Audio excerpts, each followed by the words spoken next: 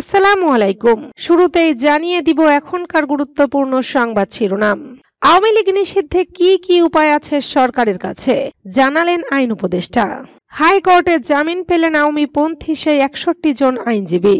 ঢাকায় বড় সমাবেশের ঘোষণা বিএনপির। ৮ মাসে বদলে গেছে দৃশ্যপট, অর্থনীতির চূড়ায় বাংলাদেশ। বেনজিরের বিরুদ্ধে ইন্টারপোলের রেড অ্যালার্ট জারি। এতক্ষণ শুনছিলেন সংবাদ শিরোনাম। পুরো খবর পেতে ভিডিওটি শেষ পর্যন্ত দেখুন। সর্বশেষ খবর পেতে চ্যানেলটি সাবস্ক্রাইব করুন। এবার বিস্তারিত। আওয়ামী লীগ নিষিদ্ধে কি কি উপায় আছে সরকারের কাছে, জানালেন আইন উপদেষ্টা। সব দল যদি ঐক্যমত্যভাবে প্রস্তাব করে আওয়ামী লীগকে নিষিদ্ধ করা হোক, অথবা নির্বাচনে অংশগ্রহণ করতে না দেওয়া হোক, বা কোনো আদালতের রায়ের পর্যবেক্ষণে যদি এ বিষয়টি আসে, তখন অবশ্যই সেই অনুযায়ী ব্যবস্থা নেবে সরকার। এক সাক্ষাৎকারে এসব কথা বলেন আইন, বিচার ও সংসদ এবং প্রবাসী কল্যাণ ও বৈদেশিক কর্মসংস্থান মন্ত্রণালয়ের দায়িত্বপ্রাপ্ত উপদেষ্টা অধ্যাপক ডক্টর আসিফ নজরুল। সম্প্রতি রাজধানীর হেয়ার রোডে তার সরকারি বাসভবনে দেওয়া এক সাক্ষাৎকারে সমসাময়িক বিভিন্ন ইস্যুতে খোলামেলা কথা বলেন সরকারের এই উপদেষ্টা। আইন উপদেষ্টা বলেন, অন্তর্বর্তী সরকারের প্রধান উপদেষ্টা অধ্যাপক ডক্টর মোহাম্মদ ইউনূস নির্বাচনের যে টাইমলাইন দিয়েছেন, এর কোনো রকম ব্যত্যয় হবে না। তার কথা সবার বিশ্বাস করতে হবে। তার কাছে জানতে চাওয়া হয়, অন্তর্বর্তী সরকার গঠন প্রক্রিয়ায় আপনার বিশেষ ভূমিকা ছিল। ওই সময় আপনার সামনে কি কি চ্যালেঞ্জ ছিল? জবাবে অধ্যাপক ডক্টর আসিফ নজরুল বলেন, আমি এটা নিয়ে এখন বিস্তারিত বলতে চাই না, কারণ আমি তো গোপনীয়তার শপথ নিয়েছি। ব্যক্তিগত ভূমিকার চেয়ে সরকারের প্রতি আমার যে দায়িত্বশীলতা, সেটার দিকে বেশি লক্ষ্য রাখা উচিত। ফলে আমি বিস্তারিত বলবো না, শুধু এটুকু বলবো, আমার প্রচেষ্টা ছিল অভ্যুত্থানের পক্ষে যত শক্তি আছে তাদের মধ্যে যেন ঐক্য থাকে, এবং গণ অভ্যুত্থানে নেতৃত্ব দানকারী ছাত্র নেতাদের ভয়েসটা যেন যথেষ্ট সম্মান ও গুরুত্বের সঙ্গে গ্রহণ করা হয়, সেই প্রচেষ্টা ছিল। তিনি বলেন, ওই সময় আমি সবার মধ্যে এক ধরনের কঠিন ঐক্য, সমঝোতা, পরস্পরকে বোঝার প্রচেষ্টা, পরস্পরের প্রতি শ্রদ্ধাবোধ দেখেছিলাম। অন্তর্বর্তী সরকার গঠনের পরবর্তীকালে কোনো সময় যেটার অভাব দেখেছি, এবং তা দেখামাত্র আমার মনে আশঙ্কা তৈরি হয় যে গণ অভ্যুত্থানের পক্ষ শক্তির মধ্যে মতভেদ থাকবে, মতভিন্নতা থাকবে, কিন্তু বড় ধরনের কোনো বিরোধ যেন না থাকে। ওই সময় মতবিরোধ থাকলে আমরা কঠিন চ্যালেঞ্জগুলো মোকাবেলা করতে পারতাম না। আইন উপদেষ্টার কাছে জানতে চাওয়া হয়, আগামী সংসদ নির্বাচনে আওয়ামী লীগ অংশ নিতে চাইলে তাদের সেই সুযোগ দেওয়া হবে কিনা। ডক্টর আসিফ নজরুল বলেন, আগামী ডিসেম্বরের আগে জাতীয় সংসদ নির্বাচন হচ্ছে না, এখনো অনেক সময় বাকি আছে। এই সময়ের মধ্যে বিচার প্রক্রিয়া এবং জনমতের আরো সুস্পষ্ট প্রকাশ আমরা দেখতে পারবো। এটার মধ্য দিয়ে ব্যাপারটা নির্ধারিত হবে। নির্বাহী আদেশে আওয়ামী লীগ নিষিদ্ধের বিষয়ে কোনো আনুষ্ঠানিক এজেন্ডায় আসেনি, ওইভাবে আলোচনা হয়নি। বিচারিক প্রক্রিয়া আছে, জনমত আছে, সেগুলোর মধ্য দিয়ে আওয়ামী লীগের ভাগ্য নির্ধারিত হবে। আগামী 15 দিনের মধ্যে আইন তৈরি করে আওয়ামী লীগকে নিষিদ্ধের দাবি জানিয়েছে জাতীয় নাগরিক পার্টি। সোমবার আওয়ামী লীগের রাজনৈতিক কার্যক্রম নিষিদ্ধ, সংস্কার ও গণপরিষদ নির্বাচনের দাবিতে আয়োজিত বিক্ষোভ মিছিল ও সমাবেশে দাবি করে দলটি।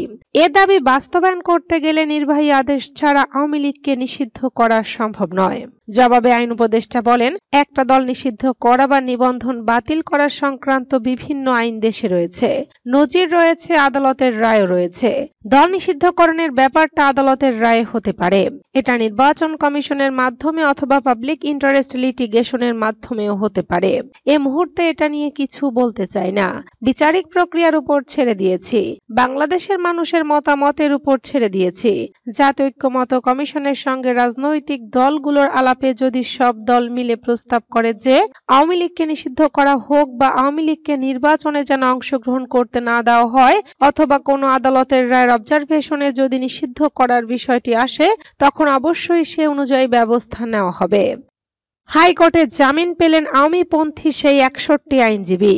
সরকার বিরোধী আন্দোলনের সময় আইনজীবীদের মারধর ও হত্যা চেষ্টার মামলায় আওয়ামীপন্থী ৬১ জন আইনজীবীকে জামিন দিয়েছেন হাইকোর্ট।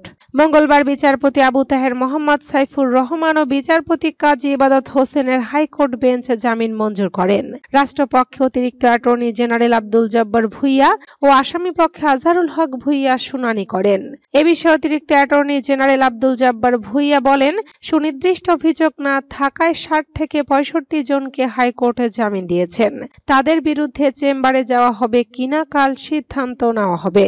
এর আগে গত 6 এপ্রিল আওয়ামী লীগ সমর্থক 83 জন আইনজীবী ঢাকা মহানগর আদালতে আত্মসমর্পণ করে জামিনের আবেদন করেন।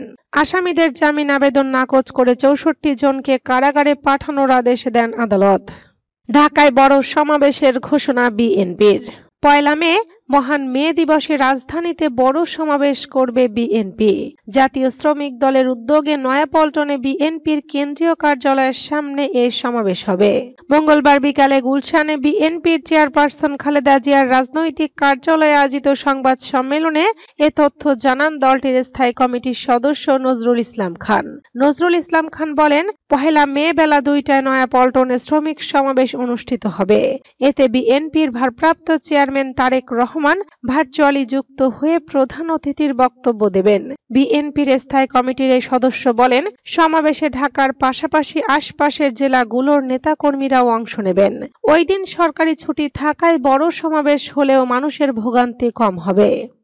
8 মাসে বদলে গেছে দৃশ্যপট, অর্থনীতির চূড়ায় বাংলাদেশ। দায়িত্ব নেওয়ার পর মাত্র 8 মাসে দেশের অর্থনীতিকে রীতিমতো চমকে দিয়েছেন অন্তর্বর্তী সরকারের প্রধান উপদেষ্টা প্রফেসর ডক্টর মোহাম্মদ ইউনূস। রাজনৈতিক অস্থিরতা, দুর্নীতি আর বিপর্যস্ত অর্থনীতির ধ্বংসস্তূপ থেকে দেশকে টেনে তুলে তিনি পৌঁছে দিয়েছেন এক নতুন উচ্চতায়। বিদ্যুৎ ও জ্বালানি খাতে ইতিমধ্যে পরিশোধ করা হয়েছে 29,000 কোটি টাকার বৈদেশিক ঋণ, যা অতীতে ভাবাই যেত না।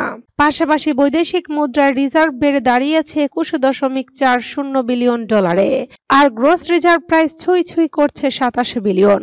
বিনিয়োগকারীদের ফিরে আসা আস্থায় বলছে, এই অর্থনীতিতে যেন লেগেছে নতুন এক প্রাণ। 2023 সালের জুলাই আইএমএফ এর হিসাবে যেখানে রিজার্ভ ছিল 20.4 বিলিয়ন ডলার, সেখানে এখনকার অবস্থান অনেকটাই স্বস্তিদায়ক। ক্ষমতায় এসে ডক্টর ইউনূস শুরু করেন রাষ্ট্রীয় খাতগুলোর সংস্কার। তার প্রধান লক্ষ্য ছিল অর্থনীতির ভিত মজবুত করা। সাবেক সরকারের সময় দুর্নীতি, লুটপাট এবং টাকা পাচারের কারণে ধসে পড়া অর্থনীতিতে নতুন আশার আলো ফেরান তিনি। সম্প্রতি অনুষ্ঠিত বাংলাদেশ ইনভেস্টমেন্ট সামিটে অংশ নিয়েছে 40টি দেশের 600 এর বেশি বিনিয়োগকারী। এই সম্মেলনের মধ্য দিয়ে বিশ্বের বড় বড় কোম্পানিগুলোর আগ্রহ আরও একবার প্রমাণিত হয়েছে। ইতিমধ্যে চীনের হান্ডা ইন্ডাস্ট্রিজ লিমিটেড বাংলাদেশে 150 মিলিয়ন ডলারের বিনিয়োগের চুক্তি করেছে। তাছাড়া ডক্টর ইউনূসের সাম্প্রতিক চীন সফরের ফলাফল অত্যন্ত ইতিবাচক। চীন থেকে এসেছে 210 কোটি ডলারের বিনিয়োগ ও ঋণের প্রস্তাব, যা বাংলাদেশের অর্থনীতিকে আরও গতিশীল করতে সহায়ক হবে। বেনজিরের বিরুদ্ধে ইন্টারপোলের রেড অ্যালার্ট জারি। পুলিশের সাবেক মহাপরিদর্শক বেনজির আহমেদের বিরুদ্ধে রেড অ্যালার্ট জারি করেছে ইন্টারন্যাশনাল ক্রিমিনাল পুলিশ অর্গানাইজেশন। এই তথ্য জানিয়েছে পুলিশ সদর দফতর। জানা যায়, দুর্নীতি দমন কমিশনের আবেদনের পরিপ্রেক্ষিতে ঢাকার একটি আদালত সাবেক আইজিপি বেনজিরের বিরুদ্ধে রেড নোটিশ জারির জন্য ব্যবস্থা দিতে নির্দেশ দেয়। এরপর গত ফেব্রুয়ারি থেকে বেনজিরের বিরুদ্ধে রেড নোটিশ জারি করতে ইন্টারপোলের কাছে আবেদন করা হয়। বেনজির আহমেদের বিরুদ্ধে আর্থিক দুর্নীতি বা অপরাধের অভিযোগের কারণে দ্রুত পদক্ষেপ হিসেবে গত 10 এপ্রিল তার বিরুদ্ধে রেড নোটিশ জারি করে ইন্টারপোল।